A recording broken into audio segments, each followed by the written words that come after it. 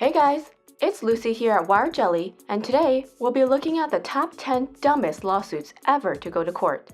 Make sure to like and subscribe and leave a comment below. Thanks for watching, and let's get right into the video. Lawsuits are a popular way for people to make big bucks. However, some people can get a little carried away with the claims they make, creating lawsuits that seem laughable. Today, we've collected a list of 10 bizarre and absurd lawsuits that we find hard to believe even exists. Number 10 is Beck versus McDonald's. A nice cup of coffee is the perfect way to start the day. Restaurants and cafes have developed many ways to let us enjoy our cup of joe without burning our skin, like the lids with the sipping hole on top or those cardboard things around your cups. These safety measures all originated from one famous lawsuit. It was a cold morning in February 1992, the perfect weather for Mrs. Beck to order a cup of coffee from McDonald's. Everything seemed perfectly normal until the car started pulling away from the restaurant and the piping hot liquid splashed all over her thighs. She was rushed to the hospital and treated for third-degree burns. She then sued the franchise and ended up winning the court case, collecting over $2 million for damages. The case has faced heated controversy because, isn't coffee supposed to be hot? Either way, Mrs. Beck walked away with a nice lump of money for her troubles and changed coffee technology forever. Number 9 is Overton versus Anheuser-Busch.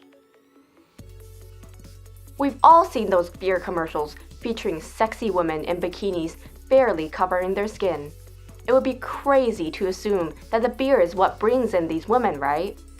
Well, in 1991, Mr. Overton sued Anheuser-Busch after buying a six-pack of Bud Light and, not surprisingly, didn't get visions of hot women on balmy beaches.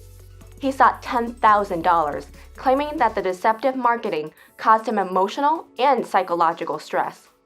This absurd case was, of course, dropped by the court because it was basically just a sexually frustrated guy trying to find pretty girls. Number 8 is Aiken versus NBC.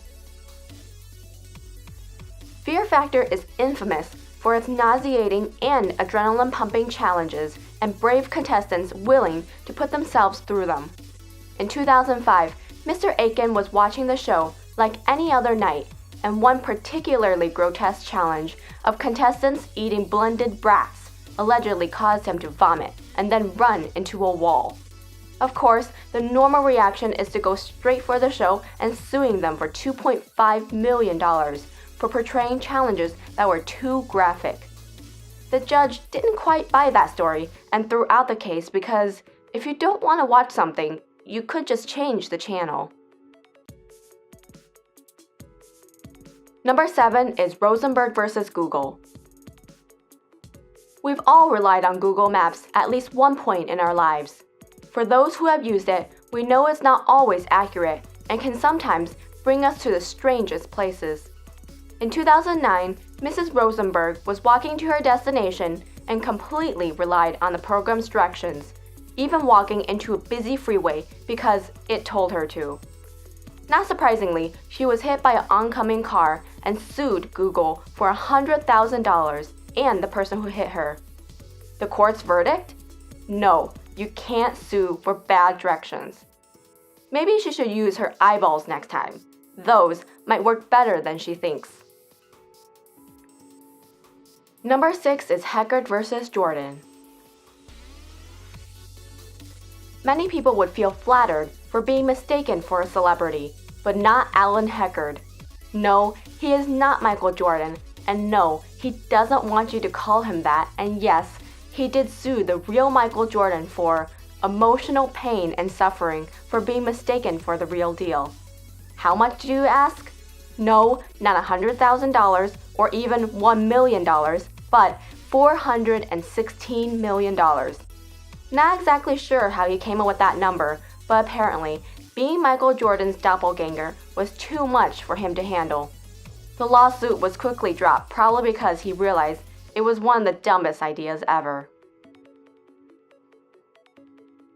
Number 5 is Robert Lee Brock versus Robert Lee Brock. No, you didn't hear wrong. A man actually once sued himself. Why, do you ask? Mr. Brock got drunk one day and committed a few crimes.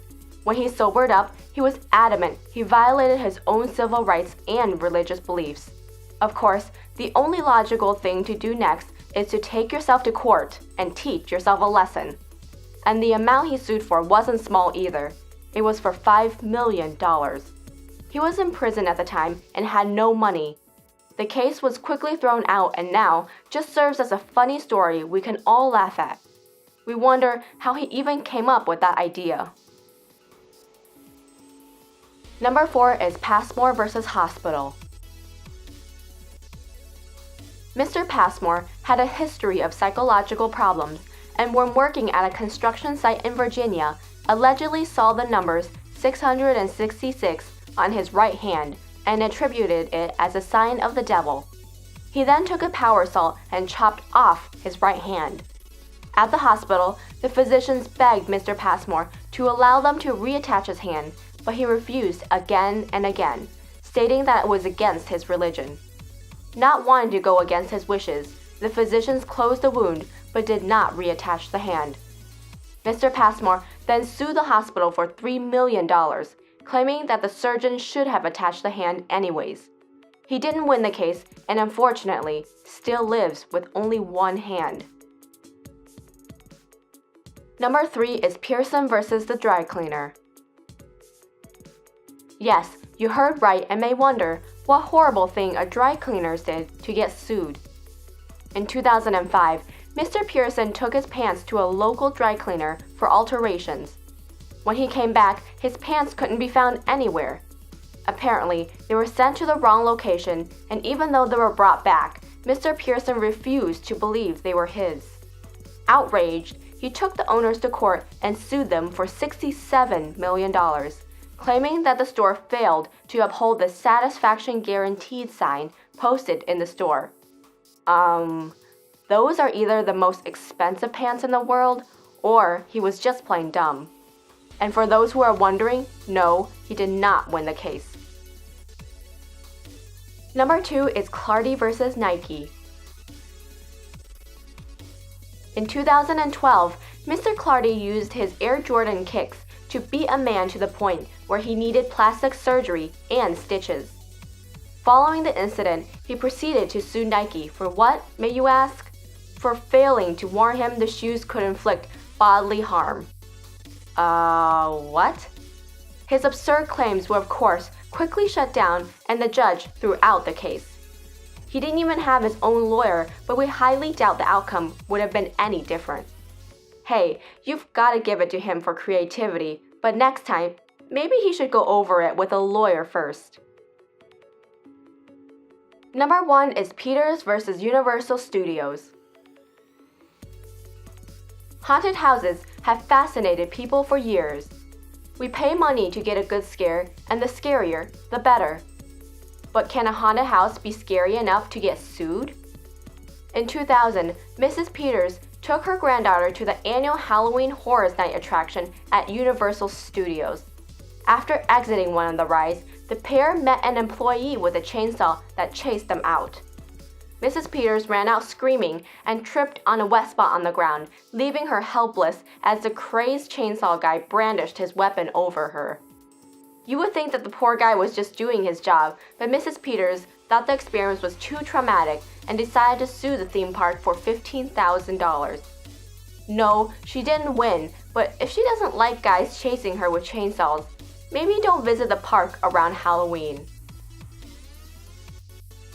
That wraps up our list of the top 10 dumbest lawsuits to go to court. Which one was the dumbest one on our list, and what other lawsuits have you heard about? Comment down below with your answers, and make sure to hit like and subscribe for more great content. Thanks for watching Wire Jelly, and we'll see you next time.